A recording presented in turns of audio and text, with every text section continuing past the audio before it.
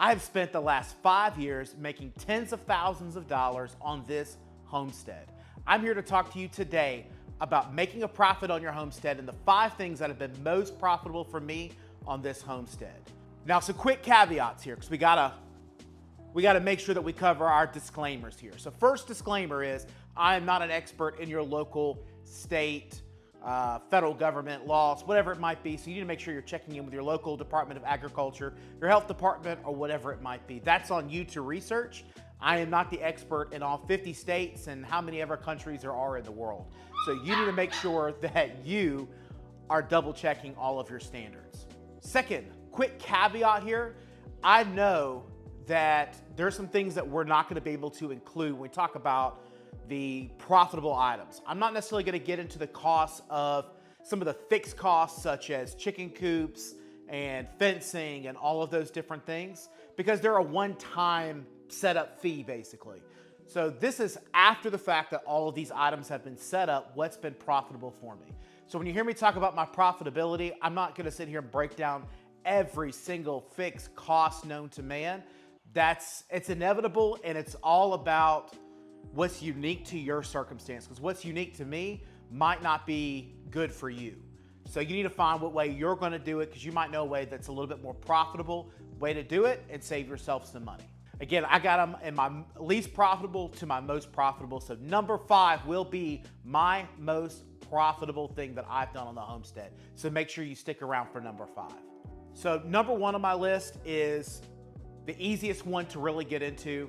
So go to Tractor Supply, grow some chickens, hatch chicken eggs. Now, the problem with this method is the low profitability per egg. It's really difficult, and it's really about the scale of what you're doing. For us, it took 55 chickens to sell enough chicken eggs to break even, basically, maybe a few $20 to $40 a week, maybe, that we could sell that would allow us to break even, maybe a little extra. So it took 50 plus chickens to grow enough for us to sell, plus have enough eggs for our household and break even on our costs.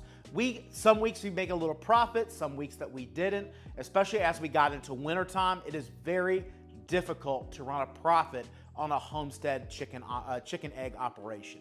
So I got into chicken egg selling, honestly, because of my wife's chicken buying habit.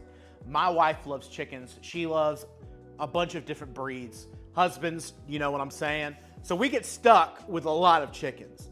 So my only ask was that we broke even on what we were selling. So we have 50 chickens, each chicken laying about 4 to 5 dozen eggs during the summertime. That gives us about 250 eggs to sell a week. And basically we kept about 30 to 40 to ourselves, and everything else got sold by the dozen. What that allowed us to do was pay for all of our feed for not just our egg-laying chickens, but also help pay for our meat-laying chickens and a couple other oddities. So I kind of recommend looking into some of these other items that you might be able to sell along with your chicken eggs. So again, quail, turkey, ducks. There's some other ways there that you can sell eggs to restaurants and to local people. People are wanting local eggs. I think they're recognizing that some of the food system's a little jacked, so having things that they know are super fresh, high quality, and they have local access to them goes a long way. And that's your selling point. That's what makes you different than Kroger. That's what makes you different than Walmart and all these other guys.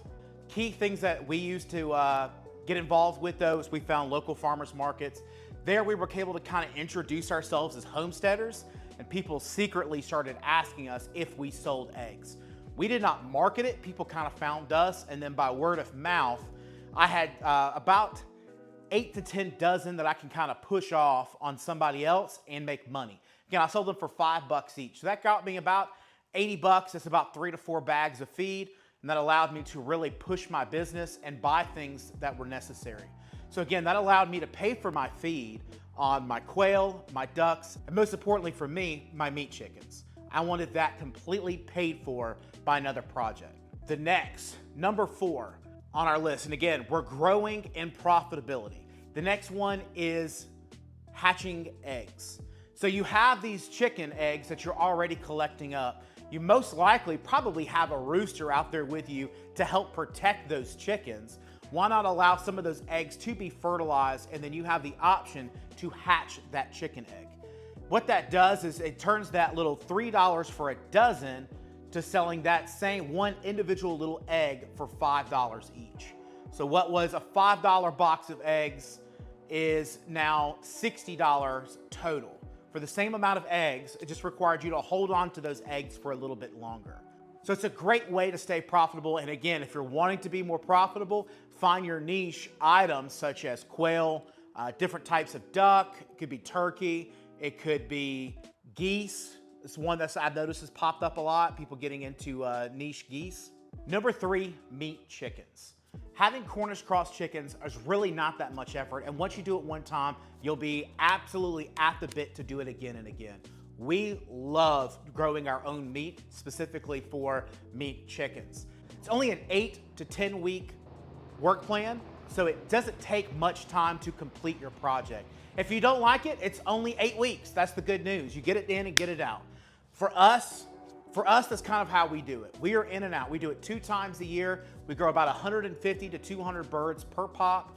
And then we have our supply for the next 6 to 8 months. On the back end, when we see that we're not going to consume, we can sell to our local neighbor. The second best moneymaker on our homestead, when we talk about labor, when we talk about all the inputs and profitability, is goat's milk soap products.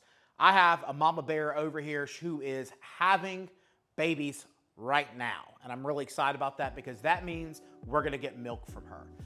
That means we can also have soap. That means we can have detergent. That means we can have some beard balm. I love me some goat's milk beard balm, shower gel, whatever it might be.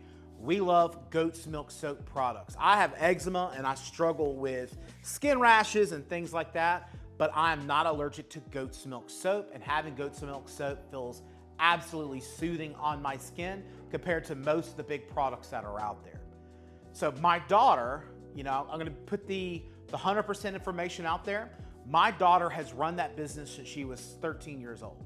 So her business was called Mischief and Me. This year, she's kind of had to take a backseat as she's gone off to college, and she's figuring out her life and all those different things that are going on.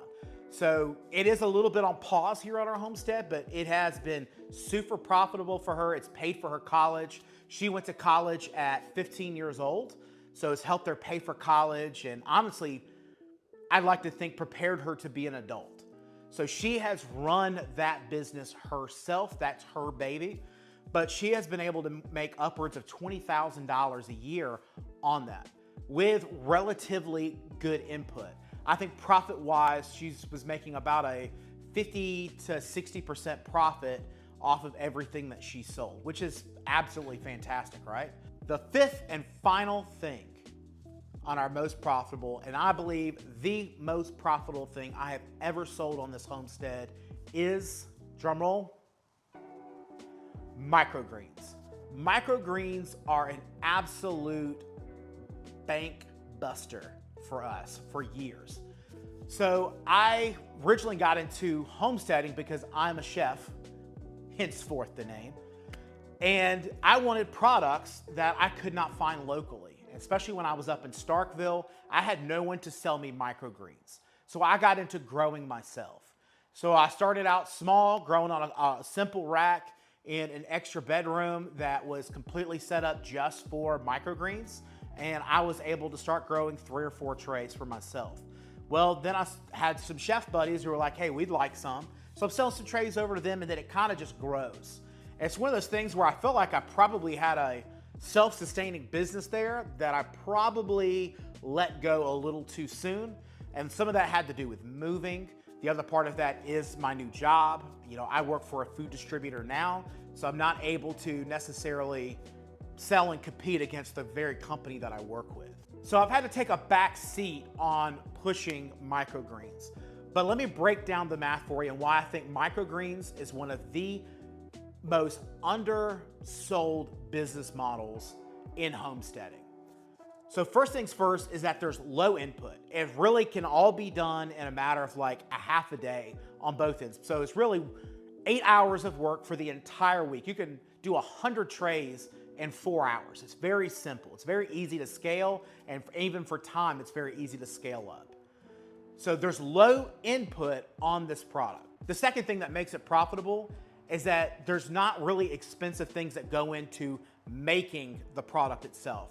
You need trays to put them in, you need good soil, and then you need microgreen seeds, which again, easy to find. So when I broke it down, it came down to about $5 per tray. That tray yielded me about a pound of microgreens every single time.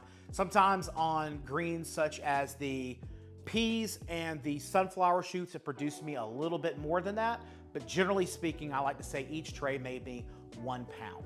I sold the tray itself for $30. So every time I dropped off that tray, it was $30 at cost to that restaurant. So I'm making a $25 profit per tray that I'm dropping off. Just to do some quick math on these microgreens, I was selling at my peak, I was selling 30 trays a week. Each tray, we're gonna say just on average, $30. So 30 times 30, that's $900 per week. All in, all I've got is $150 invested in those. And then the rest, pure profit. So $750 per week, I was able to put in my back pockets and enjoy that cash. And that cash funded other operations on the homestead, which is exactly what I need. For my homestead, I'm not here to make $1 million. I'm here for the lifestyle and enjoy. I have a full-time job that allows me to have insurance and an income. And yes, living on the land is my absolute dream, and that's where I would like to be in 5 to 10 years. Overall, I'm not needing to make $1 million on this homestead.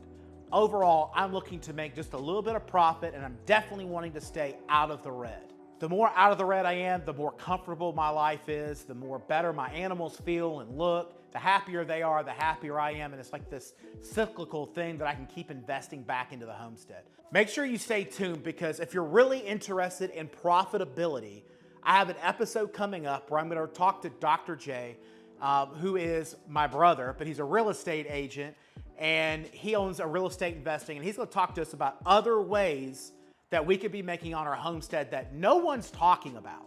So make sure you hang around, because there's great information there. My name is Jonathan Boyd. This is Homesteading Chef. I'm Homesteading Chef, and I'm glad that you're here. Make sure you hit the like, you hit the subscribe. If you haven't had a chance yet, hop over to Spotify, Apple Podcasts. Make sure you find us over there. We have exclusive content solely over there on our podcast forum that we do not have available over here on YouTube. So if you're really wanting to deep dive into homesteading, make sure you hop over there as well. Until next time, keep cooking on, enjoy your homesteads. If you're not here yet, we're here to help you get there. Thank you so much, and we'll see you next time.